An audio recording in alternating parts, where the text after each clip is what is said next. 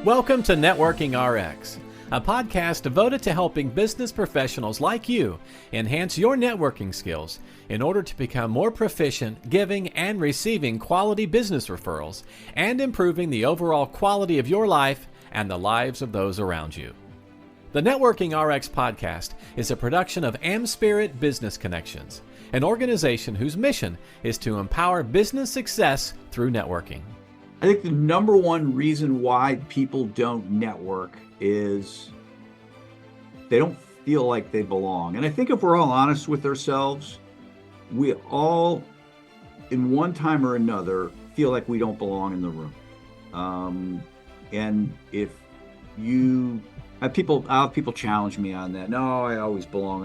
Yeah, I don't, you get yourself into a room full of billionaires, you're going to feel small. And I think everybody goes through this, whether you want to call it imposter syndrome or whatever. We all have these moments, and I really think that's why people, they might not reach out to somebody, they might not walk into a networking event, they might not do a whole lot of things.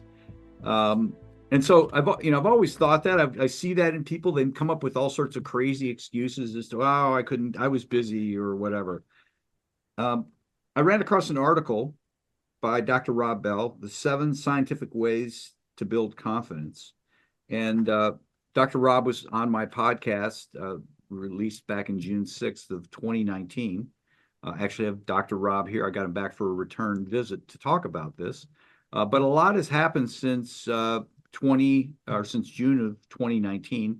A pandemic has happened, obviously. We had the whole pandemic. I can't believe, Rob, we knew each other prior to the pandemic. But Rob has written a number of books since then. I believe he had No One Gets Their Loan was out at that point. I had a copy of it, but he has since wrote Puke and Rally and I Can't Wait to Be Patient. Big fan of Rob, and I loved reading this article, and I was just going to talk about it on the podcast. And I'm like, I'm going to reach out and see if I can get him back on. And so here he is. So Rob, welcome. Frank, let's talk about it, man. Yeah. Great intro, man. Love that. Yeah. Confidence. I guess for people who don't know, sports psychologist, mental toughness coach, you work with a lot of professional golfers, a lot of professional athletes. At this point in time, we are recording in mid to late March. He has got a Fisher High School basketball, which is a team that's in the state finals. You work with them. You got a lot of successes. This is, somebody's no time on the clock, down by 1, standing on the line. You coach that kid to just sink those shots, right? I mean, that's. Yeah. The first step is wanting that opportunity. Andre Agassi's strength coach told me this one time. I always held on to it. It's like, some battles are worth fighting even if you lose. Like, you have to want the shot. A lot of people don't want the shot. They want to play it safe, and you still got to prepare for it, and you have to want that shot. You have to want that opportunity to make the game winners. Yeah. That's the first step with it. Yeah, no, absolutely. And I mean, you're so right. I remember high school basketball being in tight games, and not just basketball, it could be really any sport, but certainly basketball, because, in football, you have the kicker, right? In baseball, I guess anybody could be up at bats, but at any given moment in basketball, you could be the guy with the ball. You could be the guy at the line. That's just, maybe the coach doesn't want it that way, but you could be the guy. So let's talk about, scientific ways to build confidence. And you kind of heard the intro. This is a program about networking and building relationships, and people don't because they don't feel like they belong in one shape or form. But the 4 scientific ways that you have, and we'll really dissect these. 1, past performance, modeling. 3, verbal persuasion, and then 4, body language. Yeah. Boom. Podcast done. Yeah. No. You're not done. Let's talk about past performance. Sure. Yeah. Past performance. It's probably the strongest predictor of our current state of confidence. And that is How do you know you can do something? You've done it before. And, that's why financial advisors always put the disclaimer on there, right? Like past performance does not equate to future success. And you know what? It's true to a point, but you tell me when the stock market has lost money. I haven't seen it in my lifetime. You haven't seen it in yours, Yeah. since 2000 or since 1980 or since 1960, stock market's gone up. Yeah. Now, individual stocks and individual situations, like it's different. So that's the same way that confidence plays. And so what happens is the stage changes for us. Yeah, you might now be in a room with billionaires and it might be uncomfortable for you. Well, did you have the confidence to at least go in there? Right. So confidence in terms of there's always confidence in all of us, right? Or we wouldn't try anything. We wouldn't do anything. So you just have to go back and think of, all right, well, what were the times I was successful in that situation? Maybe it was a smaller networking event, right?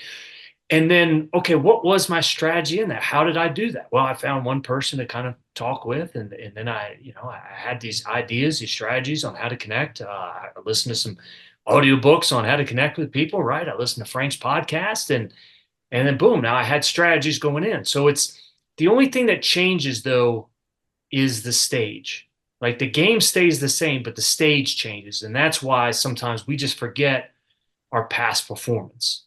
And that's the part of, look, you've done it before, you can do it again. It's the strongest predictor without a doubt. Yeah. I mean, no question. I think people tell themselves a story, though, with respect to, I guess, in relying on past performance, you need to just take a moment, take a deep breath, and say, okay, I've done this. Yeah, a lot of it.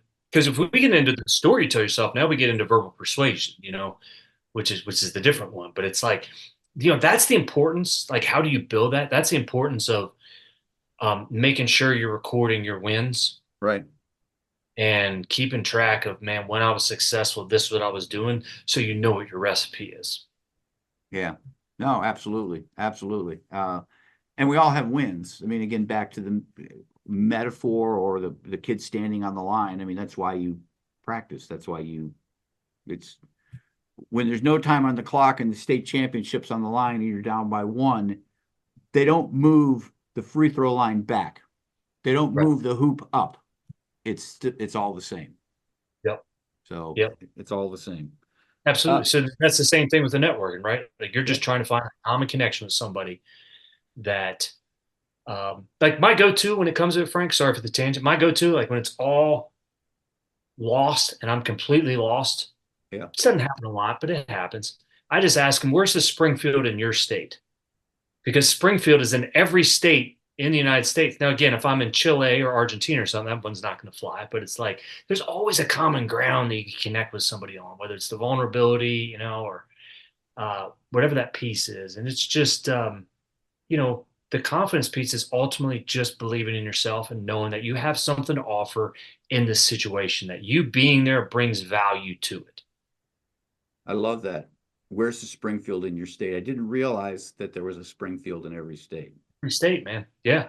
Well, I mean, it's just a great, well, not that you would necessarily need that, but if you had absolutely nothing else, right, you got that, right? Right. Yeah. And the one that I always love is not like what you do. And I probably learned this from you, man, but like, how do you like to spend your time?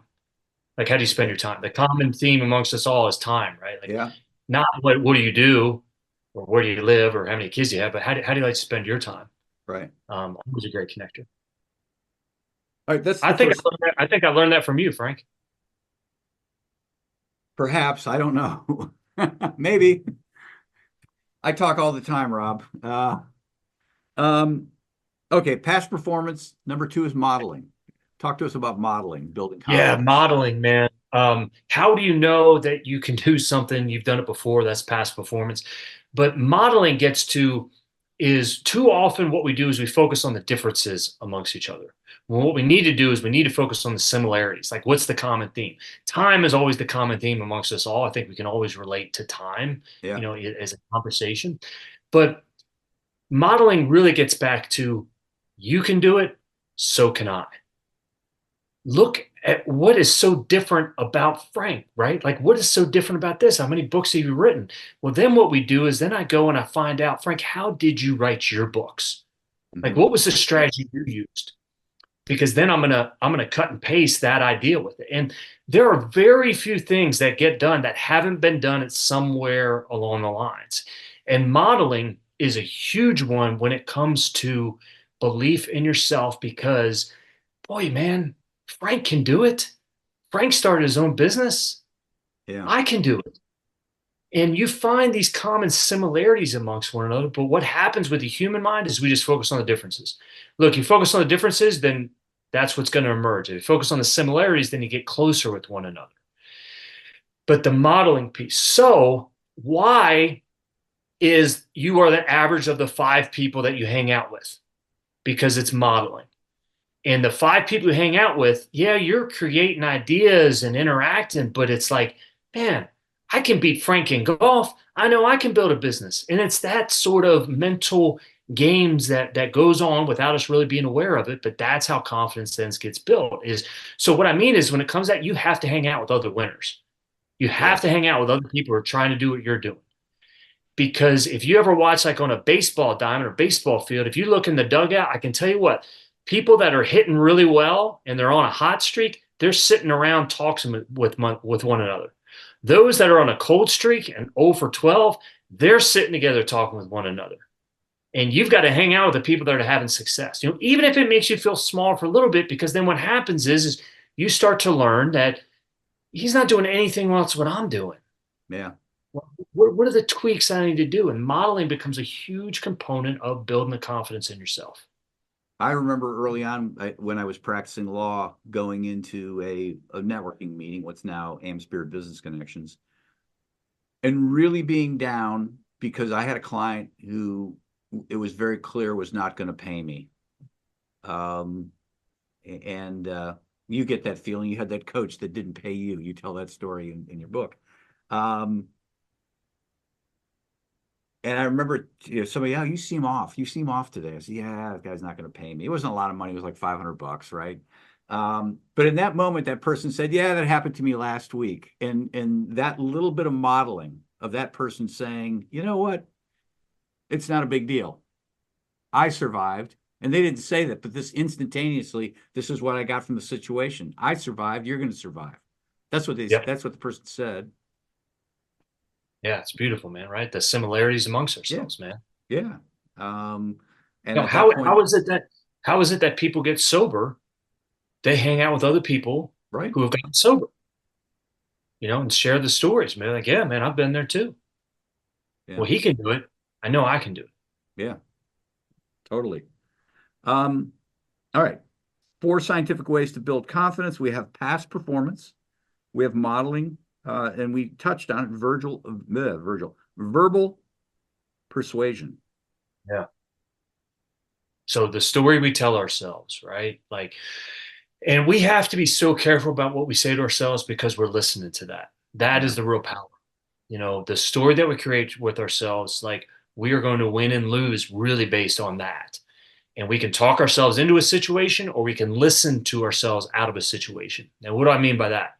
Well, I tell my athletes, you got to stop listening to yourself and start telling yourself. Tell yourself what you're getting ready to do. Tell yourself that you're going to make this shot. Tell yourself instead of just listen to yourself. Because if you listen to yourself, that's where that negative voice kind of lies in wait, like wants you to be safe, doesn't want you to take a risk.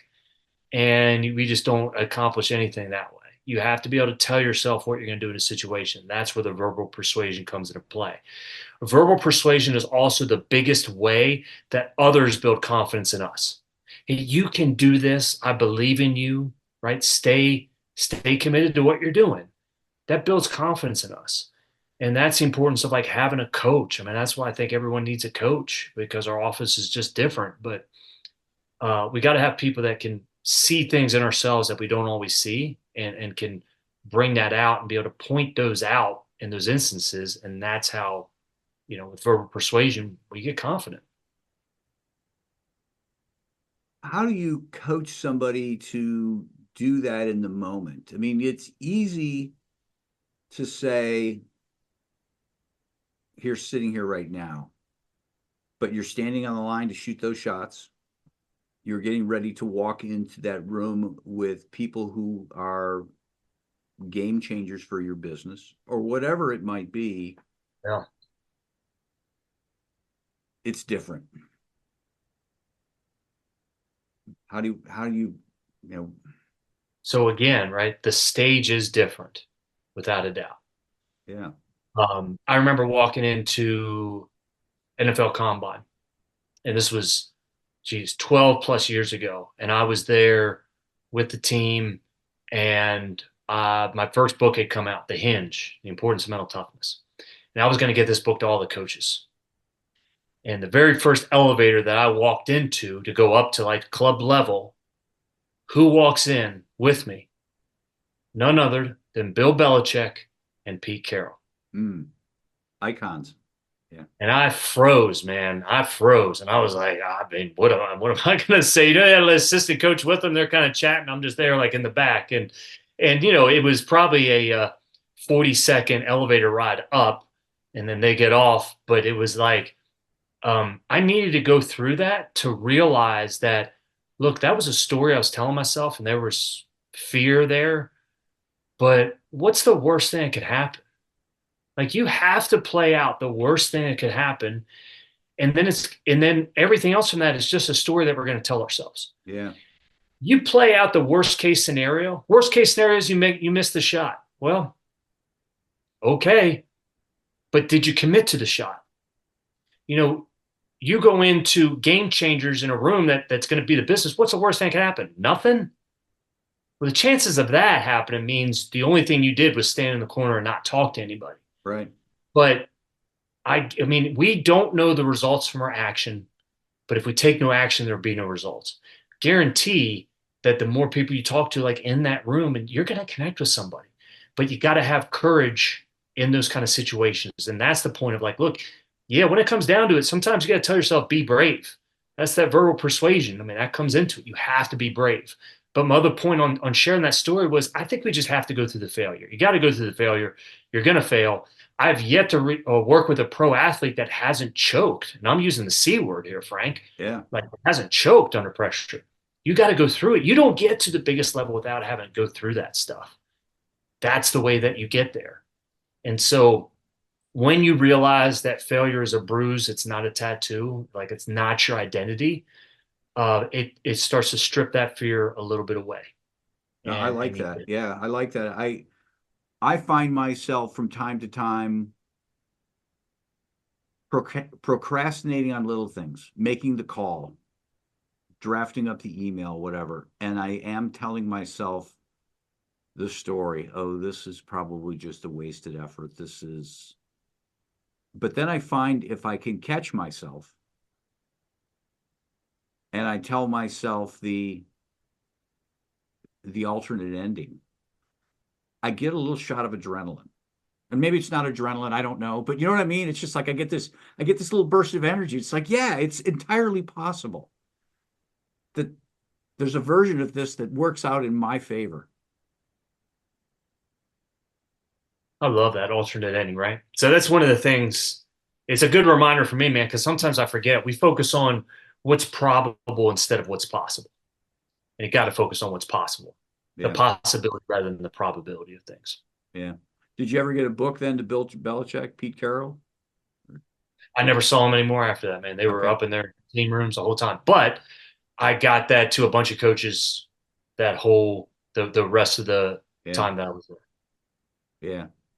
Yeah, I mean, I think that's the reality is and obviously Pete Carroll and Bill Belichick are, they're the Mount Rushmore of all the coaches that are there that at the combine. Maybe not of all time, but certainly for that year.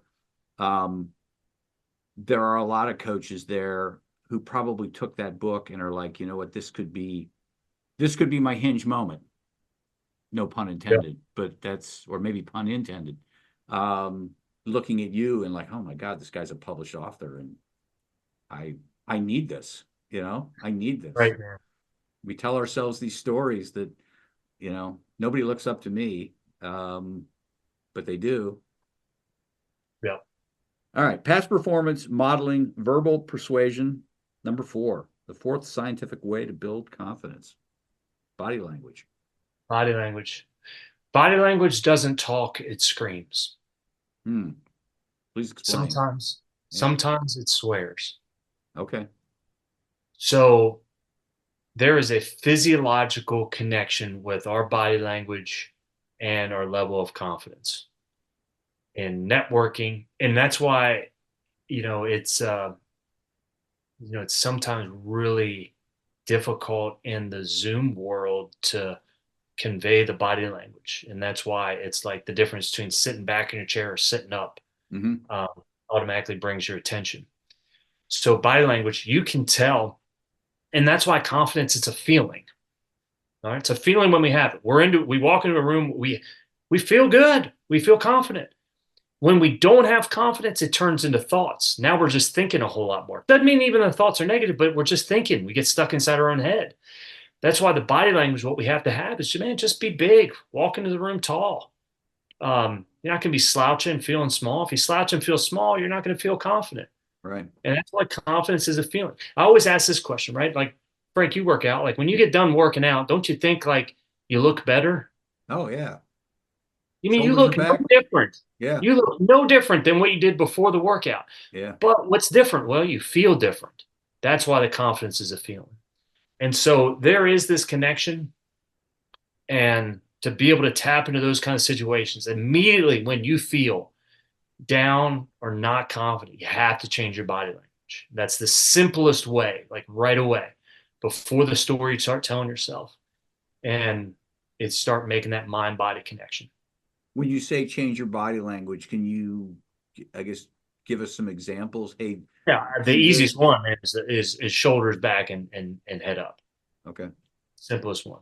Get big in those kind of situations. Yeah. Yeah. I mean, people ask me all the time, don't you get nervous walking into a room networking? And I say, I'm human. I think we all have that apprehension of walking into a room of strangers.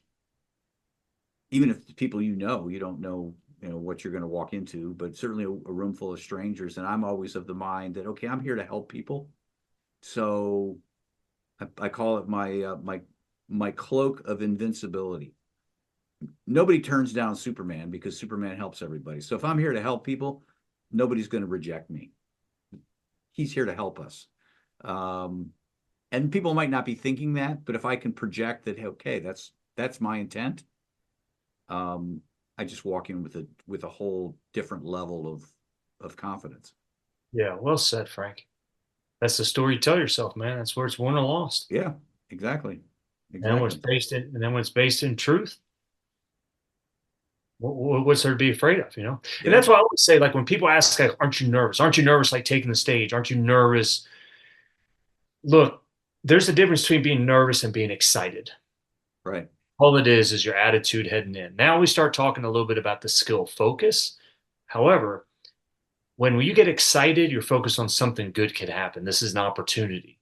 When you get nervous, you're focused on something bad could happen. This is a threat. And that's just the difference in how are you wiring your focus and what are you focused on? Because physiologically, it's the same exact thing, man. Palms get sweaty, thoughts start racing, might get a little bit, stomach get queasy, got to go to the bathroom, whatever it is. Physiologically, it's the same exact thing, being nervous or being excited. It's just what are you focused on? All right, let's switch gears here. Again, on here with Dr. Rob Bell, author, podcaster. He's got the Mental Toughness podcast, several books, mental toughness coach. People listening, how can they help you? How can they certainly buy your books? That's always a big one. That's a big one, yeah. Listen to the podcast, the Mental Toughness podcast. Other ways you're working with athletes? Yeah, I mean, I've got obviously the free resources like everybody else does on my website. One of the resources that they can go to at drrobbell.com is it's just a download. It's seven ways to win the day. So it's a daily focus roadmap is what it is. Like, how do we need to structure our day so we get the most out of it and we're efficient and productive, like with our time, the most precious resource. And that's always the way, man. I just try to, same thing as you, learn from you, man. Just try to provide as much value as I can, and always looking for people that are looking for me. And the website is Dr. Rob They can Bell. go to the website at the book. It's can'twaitbook.com, or my website, drrobbell.com, DRROBBELL. I've got that in the show notes with Thanks, instructions man. for the download. So I am Got way it. ahead of you. I'm way ahead of you. So, I appreciate your time yet again coming on the podcast. We'll do it a Thank third you. time at some point. man, you do so much help with people, and I just really appreciate you, man. Thanks for joining us on the Networking RX podcast. Please put what you've learned into action today and let us know if you have questions, comments, or ideas for future topics. You can email them to us at podcast@amspirit.com. That's AMSPIRIT.com. Finally, so you never miss an episode, be sure to subscribe to the Networking RX podcast through iTunes, Overcast, or however you receive your podcasts. Now get out and network with someone. The Networking RX podcast is the copyright production of AmSpirit Business Connection. All rights reserved.